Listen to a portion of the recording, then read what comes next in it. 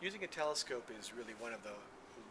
ways in which you can unlock incredible things in the sky. For instance, even here in the city sky, even here in San Francisco, with this 5-inch telescope we can see a lot deeper into the heavens. Despite the fact that there is light pollution and there's city light, it still greatly enhances our ability to see things. And there's a couple of things that are very, very obvious in the evening sky right here in my own backyard that are much better when you use this telescope. And it helps us to begin to really appreciate a little bit of history of science as well, because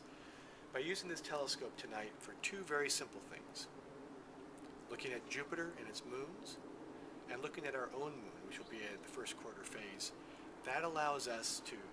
experience what Galileo experienced exactly 400 years ago when he first pointed a telescope up into space and began to document what he saw, that he saw really remarkable things that no one had ever captured and written down before. And we can do it right here with this telescope because there's enough power in this and enough resolution to be able to see, for example, the 4 brightest moons of Jupiter. And in fact, over the course of just a simple evening here, looking out into Jupiter as it starts in the southeast and moves across the south part of the sky, you would notice that the position of those 4 little dots of light, those 4 satellites, those moons that move around Jupiter, in fact would change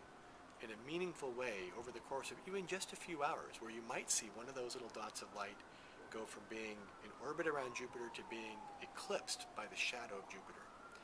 And in a similar way, when you look up at our own moon, especially when it's at first quarter, you begin to see really remarkable things, like the light being cast along the terminator of the moon. From the dark half to the light half, you can see the shadows of the craters that are on the moon. And all that's visible with this simple telescope, even just at 50 power.